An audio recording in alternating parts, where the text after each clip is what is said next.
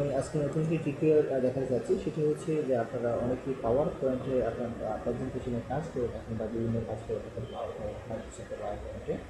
So অনেকে যে কাজটি করতে পারেন না সেটি হচ্ছে পাওয়ার পয়েন্ট কীভাবে ইকুয়েশন লিখতে হয়। অনেকে কী করেন যেটি হচ্ছে মাইক্রোসফট ওয়ার্ড থেকে আমরা ইকুয়েশনগুলো লিখে নিয়ে এসে আমরা পাওয়ার পয়েন্টে অ্যাড করে দিই। সো যেটি আপনাদের করলে যে কাজটি করলে আপনাদের যেটা হচ্ছে হয় না, তো আপনার পাওয়ার পয়েন্টের কাজটি ইকুয়েশন খুব সহজে আপনার পাওয়ার পয়েন্টই লিখতে পারবেন, সেটি আমি আজকে আপনাদেরকে দেখিয়ে দিচ্ছি। চলুন দেখা যাক।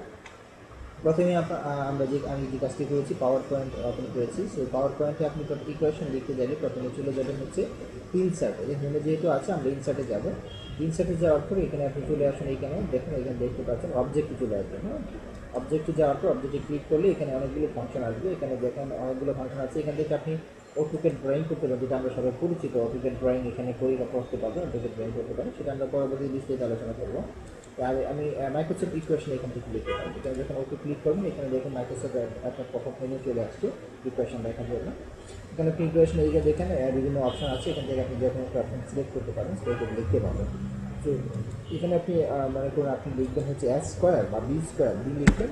লিখার পর আপনি এখানে ক্লিক করবেন। ক্লিক করার পর এখানে এই স্কোয়ার এখানে অপশনটি আছে, এখানে আপনি টু লিখবেন। দেখুন বি স্কোয়ার চলে আসছে। প্লাস আপনি লিখলেন বা আপনার রাইট বাটনে আপনার লেফটে চলে যেতে হবে। তারপর এখানে প্লাস দেবেন, হ্যাঁ, বা প্লাস দেবেন দিয়ে b square is equal to বা বি স্কোয়ার প্লাস দেবেন। আপনি সেটাকে শিট বাটন থেকে প্লাস দিয়ে বি স্কোয়ার প্লাস এর উপর স্কোয়ার আপনি যখন ক্লিক করবেন সেক্ষেত্রে এখানে এখানে ক্লিক করার পর আবার স্কোয়ার করতে পারবেন।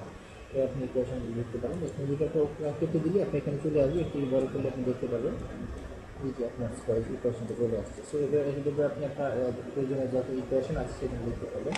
এছাড়াও এখানে আপনি আরও দেখতে পারবেন যে আপনার যখন কোনো সিম্বল প্রয়োজন পড়বে, তাই না, এখানে যখন কোনো সিম্বল প্রয়োজন পড়বে এখানে একটা সিম্বলগুলো নিতে পারবেন। যে এখানে আছে ইথা আছে, আপনার কেলভিন আছে, গামা আছে, এখানে আপনার অনেকগুলো ইকুয়েশন আছে, সিম্বল আছে, সেখানে পাই আছে, আপনি এখান থেকে নিতে পারবেন যেগুলো প্রয়োজন হয়ে যায়। আমার টিউটোরিয়ালটি দেখার জন্য আপনাদেরকে অসংখ্য ধন্যবাদ। আর আমার অবশ্যই ভিডিওটি আপনি লাইক এবং কমেন্ট করবেন, শেয়ার করবেন। সেক্ষেত্রে আপনারা যদি লাইক এবং কমেন্ট করেন সেক্ষেত্রে আমি অনুপ্রাণিত হব আপনাদের লাইক এবং কমেন্টগুলো দেখে। সেক্ষেত্রে আমি আমার কাজ আরও সামনের দিকে এগিয়ে নিতে পারবো। আদারওয়াইজ আমি বুঝবো যে আপনারা আমি ভিডিওগুলো দেখছেন না বা উপকৃত হচ্ছে না, যার কারণে লাইক দিচ্ছে না। যদি একটু হলে উপকৃত হয়ে থাকেন সেক্ষেত্রে অবশ্যই লাইক দেবেন। অন্যথায় আমি আমার আসলে কাজগুলো সামনের দিকে এগিয়ে নিতে পারবো না সেক্ষেত্রে। তো সবাই ধন্যবাদ আমার ভিডিওটি দেখার জন্য। ভালো থাকুন সবাই।